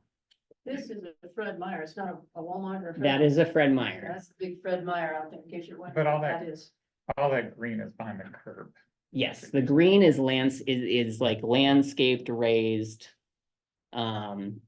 That's Yeah. nice. And the red, if you're wondering what the red is, they're like semi-mountable islands. So with roundabouts, the way we're often designing them is there's like the core of the roundabout itself that is that darker circle. And then a lot of the exterior is actually a semi-mountable truck apron. And so that is, and the splitter islands, the red splitter islands you can see are also kind of semi-mountable. And that's necessary to accommodate the turn widths of the freight delivery trucks. Fred Meyer. Yeah, And the freight. Albertsons is up on that. So we have the mountable truck aprons around the core to accommodate those wide turn movements for fire trucks and also the freight vehicles. And the green in the middle This is a median, is just a complete. like a median, planted median. Just like a completely. Is there a separate- median there now? No, And these are one lane Oh, that's right. streets. yes, so- these are Okay. single lane roundabouts, and this would involve reducing down to one lane each way. But now it's 2 lane in one way and 1 lane in the other, I was just looking at random street views. Yeah, so like going towards Beltline, there is one through lane and then like the lane that's just right turn only into the Fred Meyer driveways. And then there's 2 lanes lanes going towards River Road. And there's a middle, it's like a. And then there's a center That's why turn. there's so many crashes, Yeah. 'cause there's just so Yeah, much and it's interaction it's between cars. pandemonium. People are trying to turn every which direction and it's quite difficult. Oh, I don't need to close this. Hang on. Logan, I like the roundabouts. I think that's a great improvement. I was just noticing that one turn in the first roundabout that goes into, I guess, Fred Meyer's parking lot looks pretty short to me. I'm not sure if like that's, When you say one turn into, so the other one, the one further to the right, yeah, that like off ramp there Mhm. looks pretty small. Mhm. So I'm wondering if there's any concerns of like getting traffic backed up into the roundabout. Mhm. Because of that turn radius. Yeah, so the results of the traffic flow analysis, the consultant didn't flag that didn't flag that. So I am thinking it's not an issue. It's not as specifically addressed in the report. You're not the first person to ask me that question. I sent them an email a couple days ago just to make sure and absolutely clarify that that's not something they anticipate being an issue. We're gonna have a conversation next week because the main contact is on vacation right now. Yeah, But I would not anticipate that being an issue. 'cause I think, it's already kind of rare to have a roundabout like filter into a parking lot instead of just like going onto the street. Mhm. So, yeah, that's why it just stuck out to me. Yeah, absolutely. Something worth clarifying with the consulting firm for sure.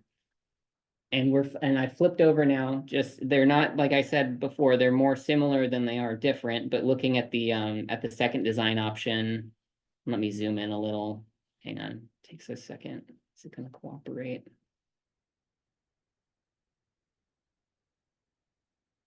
Flipping over to this second design option, this is the buffered bike lane option.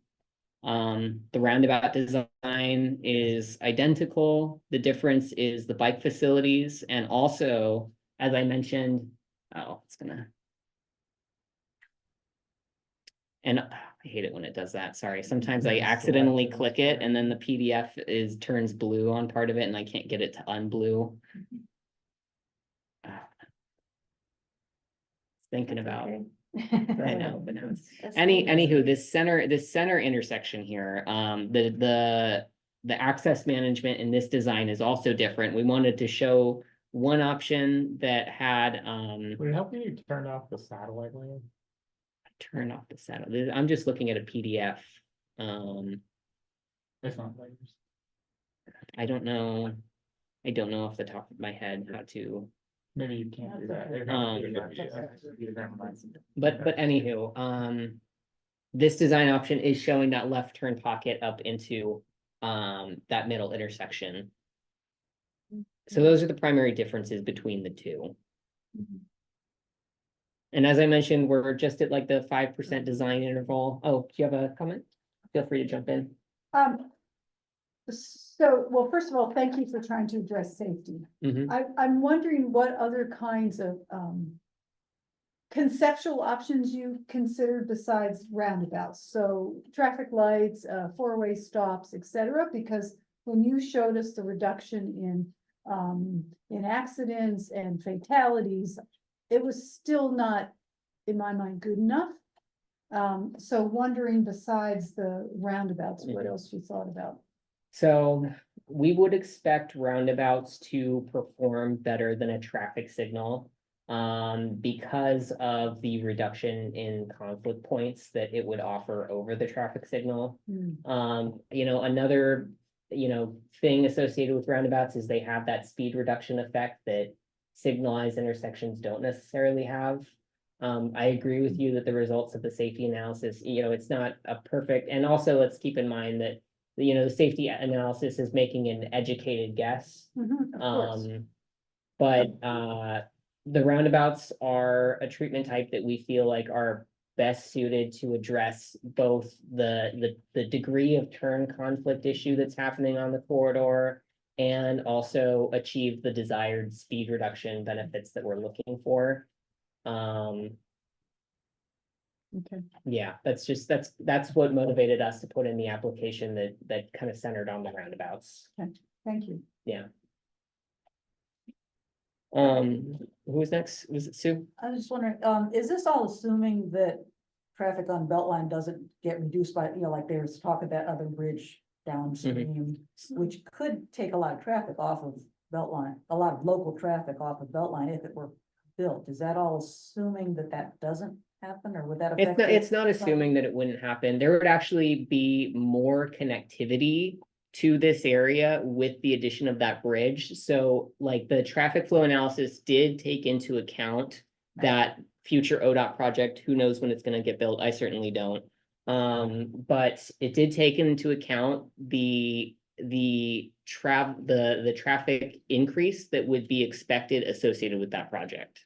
And so, yeah, that's what's estimated. I'm not as educated on the ODOT project as some other folks, but my understanding is the ODOT bridge would somehow tie into the street network off screen, to the right. And it would create an opportunity for more traffic to come through this area potentially. Connects it, And then North connect Delta over to- Road. Over to. Mhm. Yeah. Yeah. And so that, so there would actually be, there's actually a projected increase in traffic in the area associated with that. On And Division where would that specifically. come into Parallel this? to it. I mean, is that, would this accommodate? Yes, so That that is connects- why the traffic flow analysis took that project into account. Estimated the projected traffic increase and showed that even in 20 years with the population increase and the addition of that new connectivity into the area. This scenario of adding 2 roundabouts would still improve traffic flow outcomes over that no build scenario. Other questions? Alan, I see your thing is up. Well, it's kind of related to that, and I think I know what the neighbors want, but, but have you considered the possibility of closing the westbound part of Division Avenue at, Ross Lane, which is just off the edge of that map? There's really, as I see it, no reason for traffic that's coming off of the belt line to take Division Avenue to get to the shopping center. You could take the next one, which is River Road, and then end up in your Fred Meyer store. Mhm. Yeah, I appreciate that comment. I think that if there was ever gonna be consideration of something that affects the like flow onto and off of Beltline on Division, that would have to, I feel like that would need to be a collaborative decision with ODOT. And Right. and I suspect that they would have strong opinions about that. They would. Could I ask a question? I mean, we've dealt with this before, like on Harlow and stuff. Safely moving pedestrians through this, especially possibly older pedestrians. Mhm. It terrifies me to use the roundabout of Harlow. I just really am uncomfortable on a bike, Mhm. let alone walking. I was even older than I am now. Mhm. So that's my concern. If I just spent several weeks going to and from this area. Mhm. For an event, several events, and I was surprised the amount of pedestrians, both on River Road and also in this area. So that's my concern. How are we gonna safely move those pedestrians through something as complicated as a roundabout? I mean, we've tried to discuss it before. Yeah, it is something we definitely want to spend a lot of time and attention on, because we recognize that, roundabouts, especially, for folks who are visually impaired, can be challenging. Wheelchairs, et cetera, et cetera. And so, as I mentioned earlier, what is in, and we're actively working on this project, we're only at about 5 to 10% design interval. What's scoped in the cost estimate right now is the assumption that the crossings across Division are raised. That might not be enough. And that's something we're trying to learn from folks as we do this community engagement process. What level of protection at the crossings feels appropriate? Do all of the crossings have the same amount of pedestrian crossing demand? Are there some that are more important that warrant more protection? Do we want them all to be completely the same? As I mentioned right now, there is one existing RRFB out there right now. If through this community engagement process and design process, we want to talk about the addition of more, we can talk about that. And if we do want to have that conversation, the city can always, really, spend some time and attention thinking about what types of supplemental funding might be at our disposal to achieve the outcomes that we hear from folks they want to achieve with the pedestrian connectivity. So yeah, I appreciate that comment. Someone in the chat. Yeah. Oh, someone's in the chat. Sorry, 1 second. Probably Angie. Doing my best. Angie, okay, thank you, Angie. She's heading out. Are there other comments, questions about this right now? I will flag for folks and I can have Willow share information about this. We are going to have a large community open house that we're calling the River Road Santa Clara Transportation Open House. Kind of the main featured project of that community engagement event is going to be Division, but we're actually bringing quite a few projects that are relevant to the River Road Santa Clara area. We have that open house planned for the evening of September 11th. It is going to be at North Eugene High School in the gymnasium from 4:30 to 6:30. And I can have Willow send out a reminder about that. But yes, that'll be an event where we're definitely collecting a lot of feedback on this project.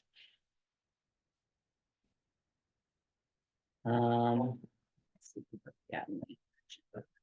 Next up Oh, is okay. October. Yes, yes. The next thing up is Willow just wanted to save some time to do some general brainstorming about whether ATC would like to do anything for Walktober this year.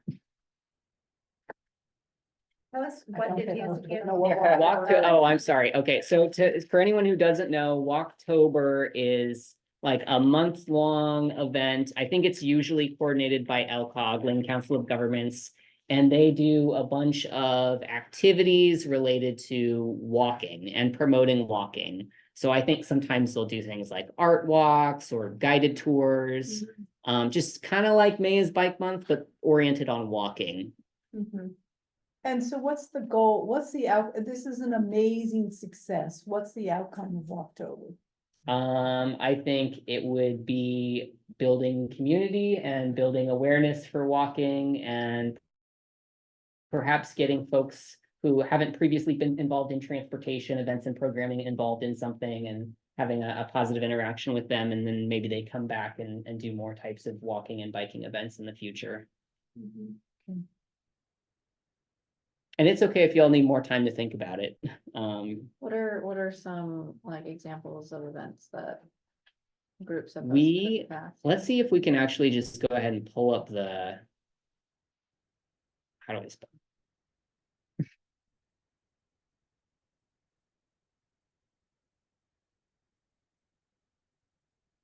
You can access it through Lane Council of Governments. Yes, I believe they're normally the organization that coordinates the most of this. Logan, I don't know if the website is up yet, but I think the address is We Walk Lane. We Walk Lane, We Walk Lane. That is helpful. Thank you. I'm not sure Hey, if they- we want to lean down. Here we go. What? Yes, Walktober. Walk Lane County. This seems promising. I feel like this is the same people who designed the May is Bike Month website. I think it is. Yeah, so I think Great art. they have something called a coffee shop hop idea going for them.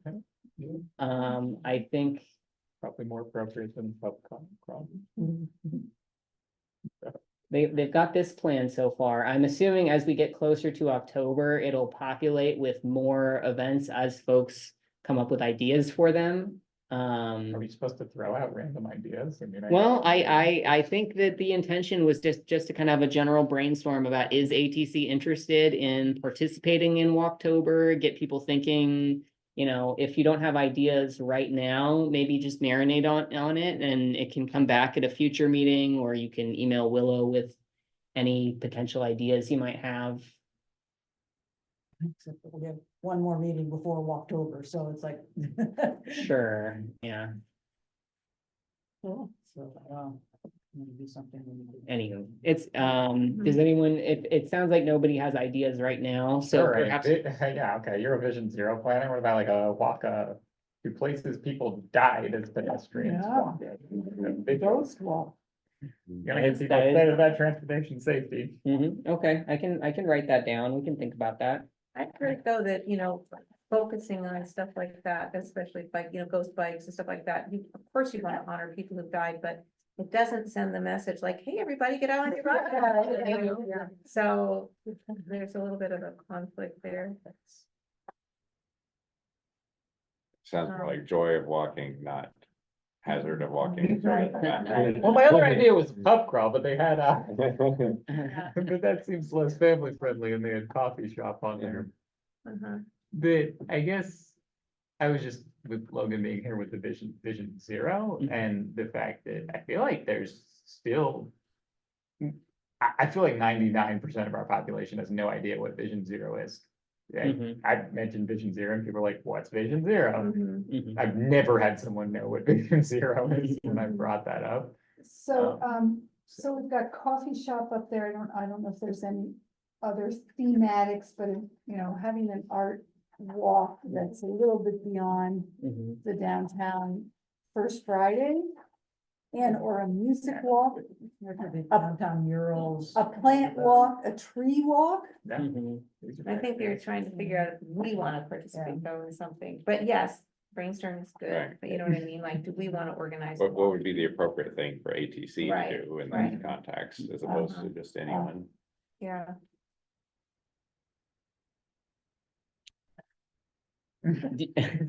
Do folks feel like you need more time to think about it? probably, I'm guessing we're not, unless somebody like says, I want to organize something, we probably won't really do anything is my guess, honestly. Sure. Good point. Yeah. I mean, what would it entail? Yeah, what's, or what? Probably support or- planning the route, and I think that Willow, if ATC wanted to host a walk, I don't know all of the steps, but I imagine if you plan the route and provide volunteers to lead it, Willow could probably get it on this website. Yeah, so it's not a, Or it's not what if- hard. That, What if we were on the route just tabling or something? So. No, you that's know, an on interesting the Other idea. existing route where Oh, we yeah. could provide information about what I we can hang do. out at a table. Yeah, I'd be happy to hang out at the table.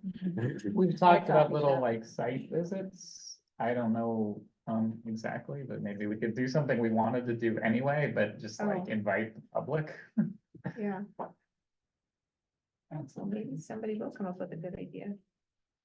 Okay, well, we've got some ideas down, and I'll let, Willow's gonna get all these notes, and Okay. and maybe she can follow up with folks and see if anyone wants to take the next step and plan something. Okay.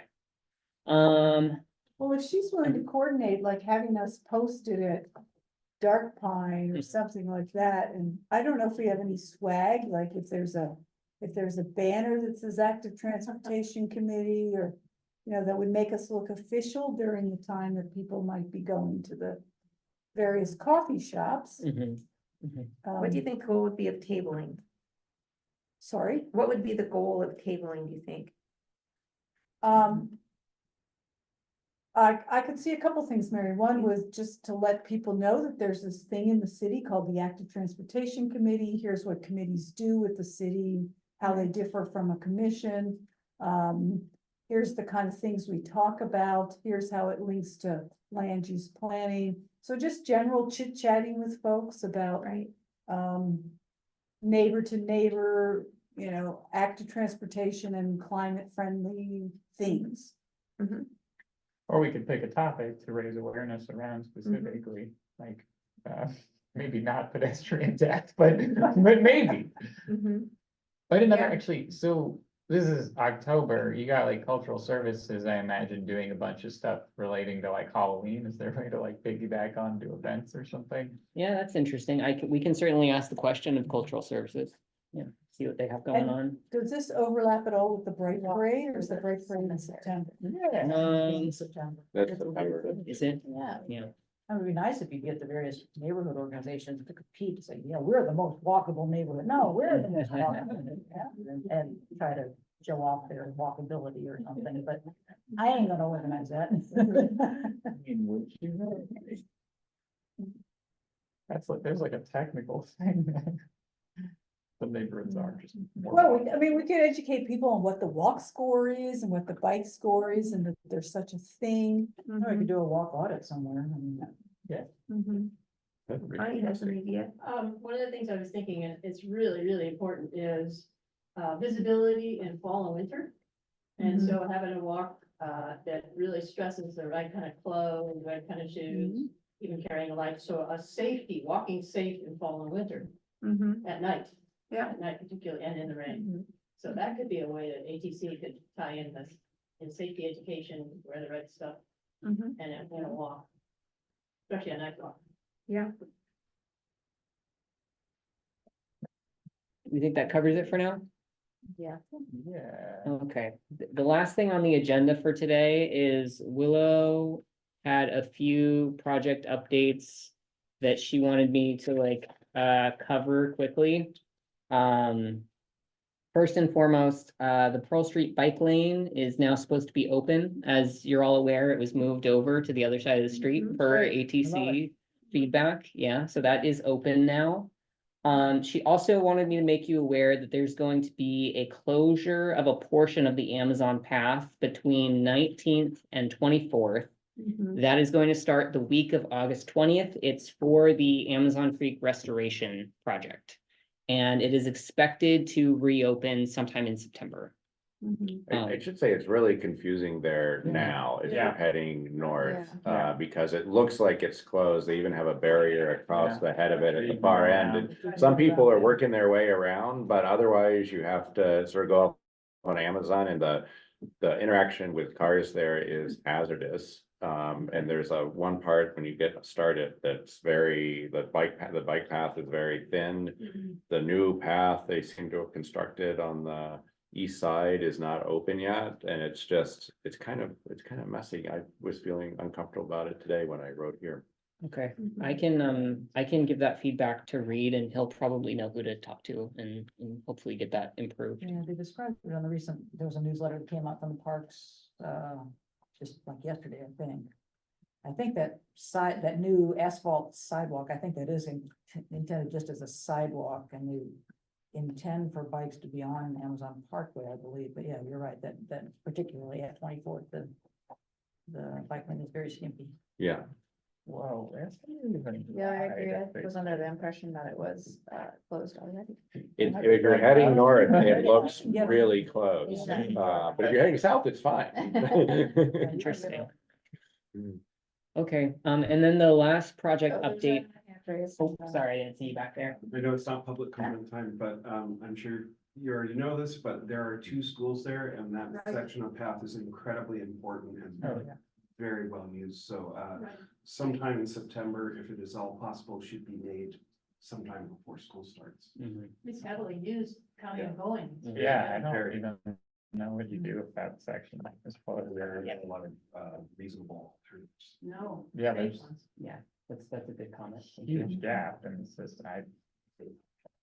And then the last project update I am supposed to read is that Howard Avenue construction is supposed to start August 16th and carry through the end of September. So some of you may remember Catherine's project on Howard Avenue is looking to construct some curb protected walking and biking space on Howard with traffic calming as well, and also a small section of sidewalk. So that project will be starting soon.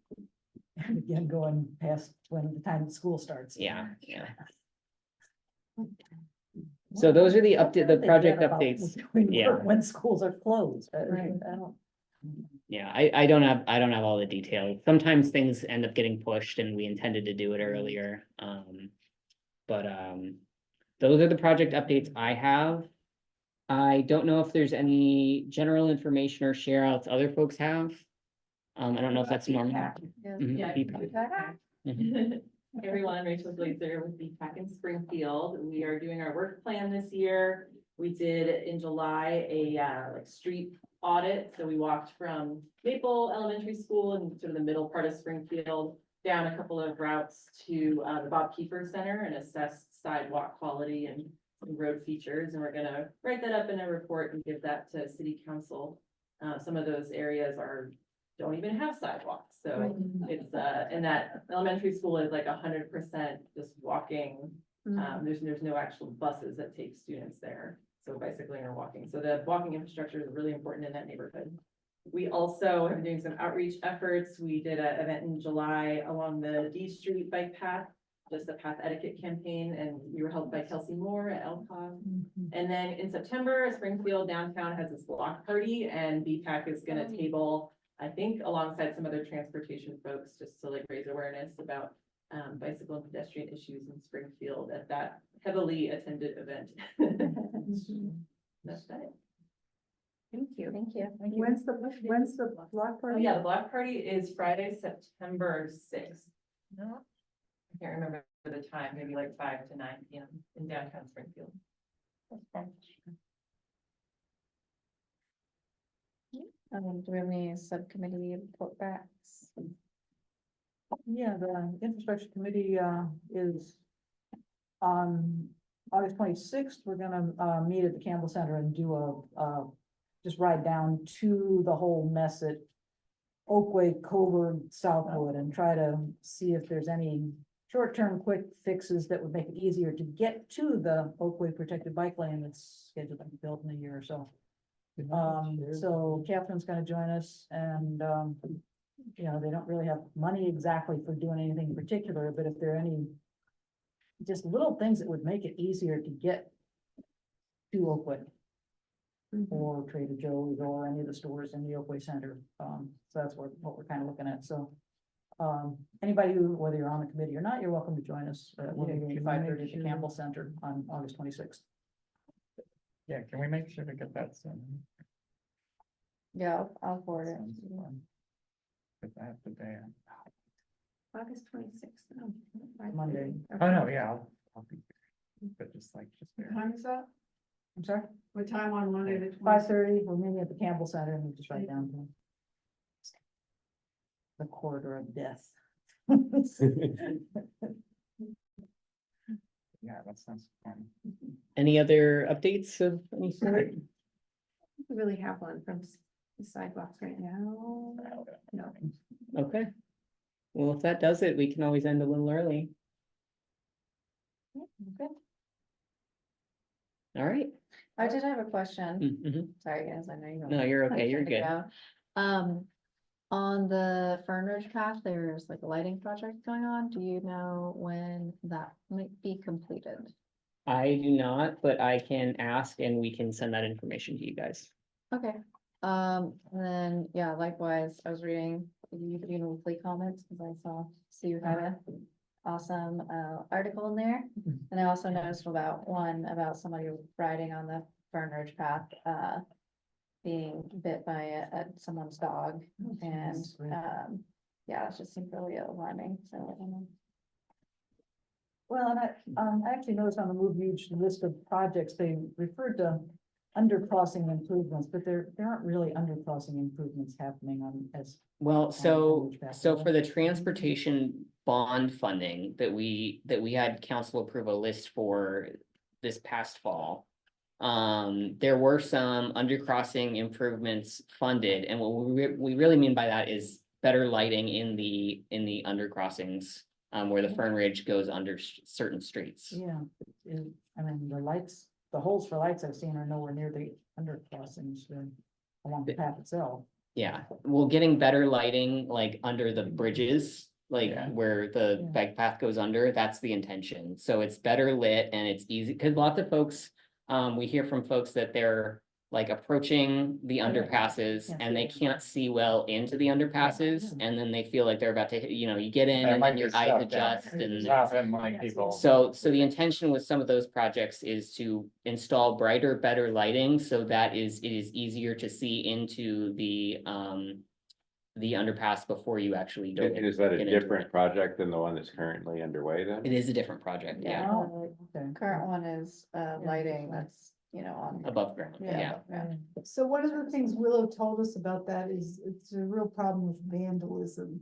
Mhm. So Oh, this yeah. part 2 that you're talking about, what kind of discussion or strategies, et cetera, are you having as it relates to vandalism? To be determined. I don't think we've started design yet on whatever project is going to put in the lighting improvements. I don't even, we have a rough schedule for all of the projects that are being funded through the bond, like between walking, biking and safety projects, I think there were probably like 50+ of them. So we're gonna have to phase those over the 5 years of the bond and spread them out. And I, off the top of my head, couldn't tell you what year the undercrossing lighting is supposed to go in. But wire theft is an issue. Yeah, absolutely. Are we taking notes on future agenda topics? Do you have one you wanna add? Kind of, yeah, I mean, like some Vision Zero stuff. We can Just send it to Willow, she can, put it on the list and then she talks to us about Good point. I just have been reminded with Logan here and how it just feels. I'm looking at some like casualty maps and stuff. It seems like it'd be fun to look at those collectively. Like, there's a lot of LTOC data. It's everywhere We can do get that. all the stuff we talked Yeah, about. you know, on the subject of that, I could come back sometime, you know, we're updating the analysis for our Vision Zero action plan to like put new crash years in it, because the data that's in the original action plan is old. So, you know, I could come back at a later interval and we could have a presentation about what the newest data shows. I'd like that. Nice. Speak for everyone else. Great idea. All right, great. Okay, thank you. That covers it. Yeah, thank you, everyone.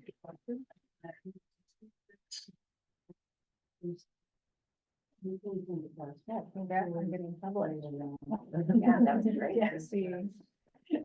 Well, I think when you, I think it helps when you respond to something that they already published. Yeah.